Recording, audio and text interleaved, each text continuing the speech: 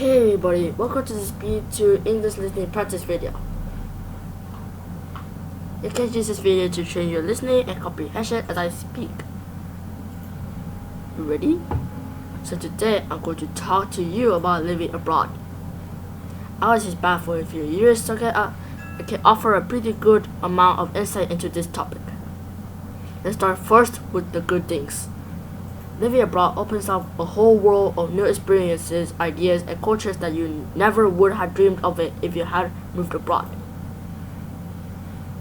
The second you step out the plane and realize that you're not just on a vacation, you're in your new home, it can hit you like a truck. Regardless of how much planning you have done, and regardless of how much desire you have lived into a new country, the reality is it will all strike fear in you. But this fear was actually a good fear. It's like an exciting fear. Wow, a really exciting fear. That's an unusual adjective, I guess. You probably heard the expression to have butterflies in your stomach. Yeah, I know that. But the experience of arriving in your new country and knowing that you're going to set up your life there will definitely give you a serious case of the butterflies. It's more like giant moths. Giant moth. But like I said, I consider that a positive.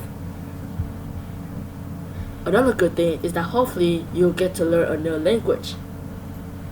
Ideally, you already have a decent level in the country's language, and so being in the country and surrounded by native speakers would be a great way to improve. But as you could probably imagine, not everyone gets the same pleasure of speaking a foreign language as I do or other language learners do. So this might be a negative for some people, and I personally know people that have been living for a foreign country for 4 or 5 years. 4, 5, 6 years, and they can barely put a sentence together.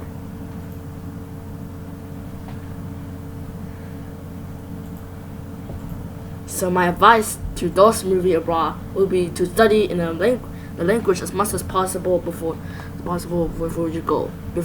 Because if you arrive in a new country without knowing any language, you're not just going to pick it up. It doesn't work like that.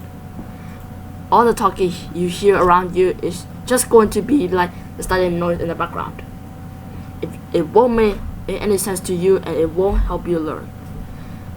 You need to study and get the level where you can actually understand the messages of what people say, and then you can go out in the real world and pick it up. And then you can have fun speaking that language in your new country. Alright, so the biggest negative about living abroad is obviously being far away from your loved ones. This one is a no-brainer. It's not easy to live far from your families and friends. It's one thing to move across the country, but moving to a completely different country is a whole other level of difficulty, mainly because it's harder to visit each other. Yeah, everyone knows it's harder. I know it's not the same as being with them in the person, but it does help you to video chat or even just call your family. When you think about it, it's not that different than talking to them face to face, except for the fact that you can touch them. So yeah, that's the hardest part for sure. And the other negative thing is that there's always going to be certain things about the new country or culture that you don't like. In my experience, I was able to adapt to my new country pretty well, but there was some things that I just couldn't get used to. Things that the low quality infrastructure, the lack of punctuality, and some other minor things. You should definitely try to adapt as much as possible in your new country, but there will be some things that were just too different or that are contrary to your personality. That's the reality of living abroad. Okay, so that's all for today. Leave a comment and tell me if you ever tried living abroad before, or if you like to live in abroad.